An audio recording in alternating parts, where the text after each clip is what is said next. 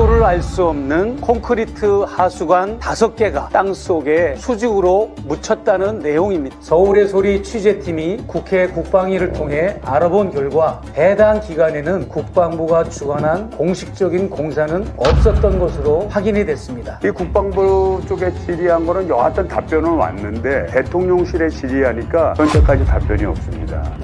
당당하고 투명하면 왜 공개를 못하겠습니까? 이번 사건은 용산판 파면은 혹시 아닐까요? 왜군의 장수의 몸속에 일본도를 수직으로 꽂아서 무덤을 만든 장면이 나옵니다. 역사학자들과 인터뷰를 진행했는데 그분들의 설명에 의하면 그 해당 장소인 육군 서울사무소는 과거 일제강점기 시절에 일본군 사단의 부대 입구 자리였다고 합니다. 콘크리트 구조물을 수직으로 매설한 것은 마치 옹관을 매설하듯 다분히 그런 주술적 의미가 있는 것으로도 얼핏 해석이 됩니다.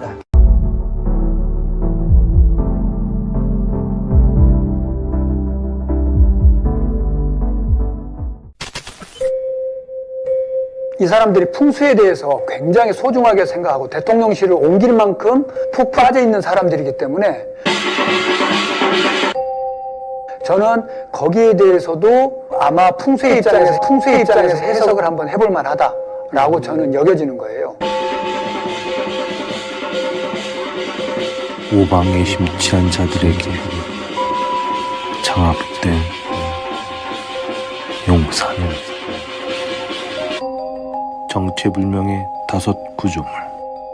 도대체 무엇을 위해 설치되었는가? 그 흔적은 무엇 때문에 찾아볼 수 없는가? 주술적 해석이 아니면 도무지 이해가 안 가는 윤석열 정부의 기괴한 움직임. 서울의 소리. 대통령 청사 앞 5 구조물의 미스터리. 그 2번째 이야기. 사건 발단의 장소는 용산 대통령실 청사 바로 앞에 위치한 육군 서울사무소 울타리 경계선이었습니다. 어느 날 그 육군 서울사무소 정원 주변에 붉은 벽돌 높은 담장 울타리가 완전히 철거가 되었고 그 과정에서 벽돌 대신 그 자리에 큰 나무들을 울타리로 심었고 특히 새롭게 조성된 정원의 둔덕 경사면에 한강 방향으로 용도를 전혀 알 수 없는 콘크리트 흉관 5개가 땅속에 수직으로 그것도 각각 1개씩 묻혔다는 제보 내용이었습니다. 콘크리트 흉관은 상하수도관 혹은 굴뚝 등의 용도로 사용하는 콘크리트 관으로서 건축 현장에서 일하시는 분들의 그런 현장 용어로 일명 녹강 혹은 독강이라고 호칭하는 물건을 말하는 거죠. 취재진이 촬영한 위치는 윤 대통령과 김 여사가 기념식수를 했던 나무 인근이었습니다. 화면에 등장하는 공원 옆 공터는 대통령 전용 헬기장이고 보이는 공원은 과거에는 사방이 아주 높은 벽돌 담장이 설치되어 있었는데 어느 날 담장을 3분의 1 높이로 낮추는 공사를 해서 그 상태로 지속되었다가 이후 한쪽에 담장만 남겨둔 채 나머지 3개면은 모두 철거 작업을 했다고 합니다. 담장이 있던 자리에는 큰 나무들을 대신 심어 울타리 경계를 만들었으며 육군 서울사무소 왼편과 오른편 방향에 모두 5개의 관을 매설한 것으로 확인되었습니다. 자세히 살펴보니 관이 매설된 위치에는 사철나무가 빽빽하게 자라고 있었으며 사철나무들은 이 설치물의 자리와 거의 일치하는 장소에 있음을 확인할 수 있었습니다. 무릎 높이 정도 돌출되어 보기 흉한 설치물을 사철나무를 심어 가려놓았습니다.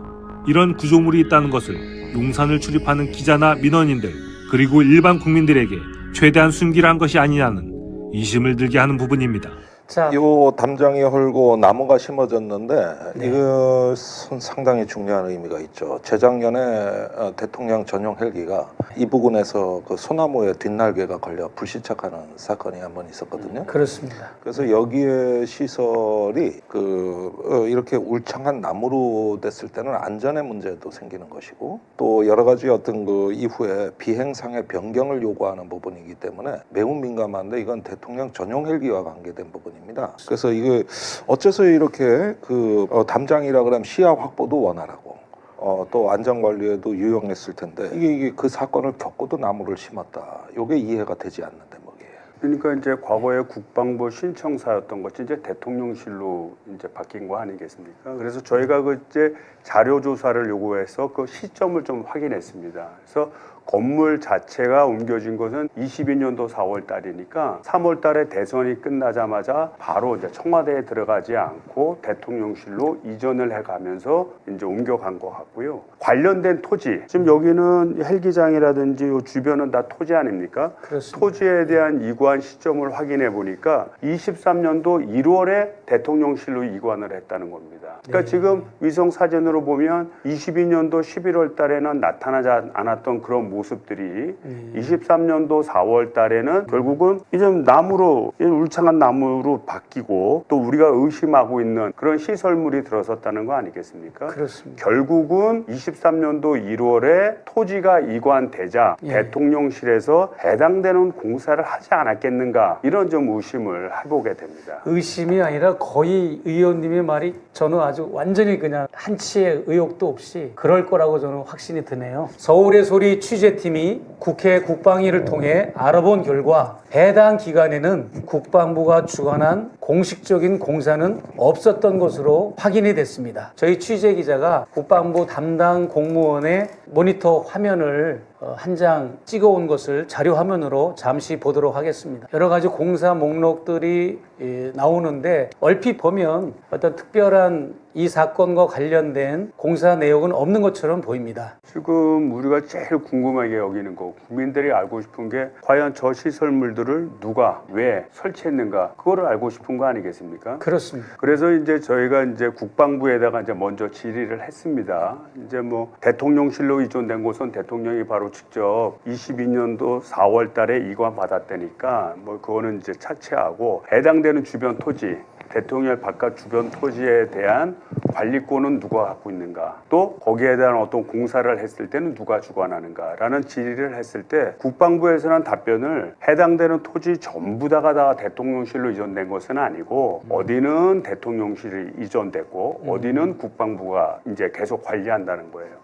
그래서 그렇다고 한다면 그러면 좀 지목별로, 지번별로 그런 걸 나눠달라. 어디는 대통령실이 관리하고 어디는 그러면 국방부가 관리하는지, 이렇게 추가 질의를 한 결과 답변이 그거였어요. 보안상 가르쳐줄 수 없다. 아니 그 보안도 안 지키면서 여기에 오신 분들이 또 갑자기 보안상 이유로 가르쳐줄 수 없다는 거예요. 그래서 이제 저희가 이제 어떤 사적인 관계를 통해서 따로 이제 국방부에 이제 물어봤습니다. 그러면 육군 서울 사무소는 그러면 어디가 관리하느냐라고 확인한 결과 그 개인 답변을 전제로 해서 말한 거는 대통령실에서 관리를 한다, 이렇게 이제 답변을 줬고요. 그거로서 봐서는 아까 말씀드렸듯이 23년도 1월 달에 이관되자마자 바로 이 공사를 한 게 아닌가, 이렇게 추정이 됩니다. 아니 그 굉장히 중요한 말씀을 해주셨는데 네. 그 저기 과거에 문재인 정부 때 육군 총장 사무소는 육군본부의 총장실에서 직접 관리하던 자산입니다. 근데 지금 대통령실 소관으로 넘어갔다는 얘기거든요. 예.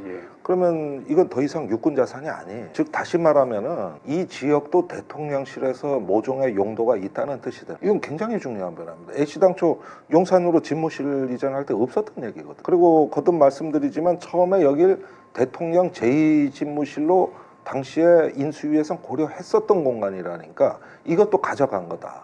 그럼 도대체 그 시설도 지금 무슨 용도로 쓰고 있느냐, 이게 관심사가 되는 거예요. 저희가 이제 또 이제 지금까지도 국방부에다 물어본 거고요. 대통령실에도 정확하게 물어봤습니다. 아예 해당되는 저 사진을 저희가 직접 보내줬습니다. 그래서 육군 서울 사무소가 있고 거기에 울타리가 쳐지고 지금 오방으로 의심되는 그런 5개의 구조물이 있고 그걸 다 표시를 해서 이 시설물은 대체 언제 한 것이며 왜 했으며 또 그 설치 이유는 뭐냐, 그 다음에 그 설치를 했으면 공사와 관련해서 공사 계약서라든지 시방서라든지 공사자는 누구이냐, 이걸 지금 문의를 했어요.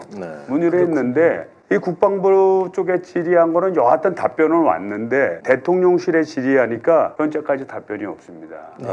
어떻게 보면 이게 국민들이 좀 의혹을 갖고 문제를 제기하는 건데 제가 물어보는 게 오히려 편할 수 있잖아요. 그걸 자기가 본인들이 이건 이래 해서 한 것이고 이런 목적이다라는 거를 밝히면 이런 의혹 문제도 다 해소될 것인데 어떻게 보면 제가 기회를 준 거죠. 변명할 수 있는, 그렇죠. 해명할 수 있는 기회를 준 건데 이거를 현재까지 답변하고 있지 않습니다. 그래서 이 문제는 저희가 한 번 더 질의를 하려고 그래요. 네. 또 한 번 추가 질의를 해서 이거 답변하지 않는다 그러면 그렇다 그러면 결국 뭐 입을 열지 않는 자가 결국은 문제를 일으킨 것이다라고 강력하게 추론할 수밖에 없거든요. 그럼 좀 더 강도 높은 어떤 진실을 밝히기 위한 조치가 필요하지 않나 이렇게 생각을 합니다. 아, 그렇군요. 우리 이 의원님 고생 많으셨습니다. 대통령실의 그러한 침묵이나 무응답이 더 큰 오해를 불러일으킬 수 있을 것 같고요. 당당하고 투명하면 왜 공개를 못하겠습니까? 예. 이번 사건은 용산판 파면은 혹시 아닐까요? 일제망령이 아직도 우리나라 민족 정기를 파먹고 살아있는 우리 한민족에게 아직도 피해를 입히고 있다라고 하는 줄거리를 내포하고 있는 그 영화를 보면 왜군의 장수의 몸속에 일본도를 수직으로 꽂아서 무덤을 만든 장면이 나옵니다. 그렇다면 이번에 매설한 콘크리트 구조물을 수직으로 매설한 것은 마치 옹관을 매설하듯 다분히 그런 주술적 의미가 있는 것으로도 얼핏 해석이 됩니다. 저희 취재진은 역사적으로 해당 지역이 어떻게 활용되었는지 알아보기 위해 역사학자들과 인터뷰를 진행했는데 그분들의 설명에 의하면 그 해당 장소인 육군 서울사무소는 과거 일제강점기 시절에 일본군 사단의 부대 입구 자리였다고 합니다. 혹시 알고 계셨습니까? 네, 지금 처음 들었습니다. 네네. 그래서 생활 편리를 위한 구조물도 아니고 보안 시스템도 아니고 조경공사도 아니고 지하 벙커 판기구나 굴뚝의 용도도 아니고 그렇다고 상하수도 시설이나 배수관의 용도도 아닌 것으로 전문가들의 의견은 결론이 지어졌습니다. 반면 역사적으로 볼 때 누구에게나 일제 침략의 역사를 떠올리게 하는 사건으로 보이는 것은 웬일일까요? 그리고 저희 서울의 소리가 강조하던 가설, 즉 주술적인 오방신 매설에 점점 사실은 근접해가는 듯 보이고 있습니다. 옛말에 반풍수가 집안 망친다라고 했습니다. 시기적으로 보면 이태원 참사 후에 벌어진 일들이기 때문에 혹시 참사 때 억울하게 돌아가신 분들이 무서워서 영마기, 액마기는 한 것은 아닐까요? 혹은 이태원 참사 직후 점점 불어나는 시위대 때문에 대통령의 출퇴근 길도 위협을 받는 상황에서 이대로 있다가는 민중봉기가 일어나서 한남동 관저가 불안하니까 대통령 청사 영내에 있는 육군 서울사무소로 관저를 이전하려고 미리 액마기 용도로 오방을 매설한 것은 아닐까 하는 다양한 추론들을 해봤습니다. 오히려 이런 잘못된 사이비 무속과 주술적 비방 행위들로 인해 대통령 일가와 대한민국이 파국에 치달을 수도 있다는 것을 저는 분명히 강조하고자 합니다. 그러니까 우리 대한민국이 정상국가로 일단 회복하는 것이 급하구나. 그리고 저렇게 또 무속에 의존하고 이런 어떤 징후가 보인다는 것은 정권이 두려움이 많다는 뜻이기도 합니다. 그래서 일단은 우리가 지금 이런 어떤 나라를 조금 더 정상으로 회복하기 위한 투표의 기준이 하나 더 생겼다. 이 점을 강조해 드립니다. 참 안타깝죠. 지난 대선 과정에서 참 우리가 올바른 선택을 했다면 뭐 이런 일이 있었겠습니까?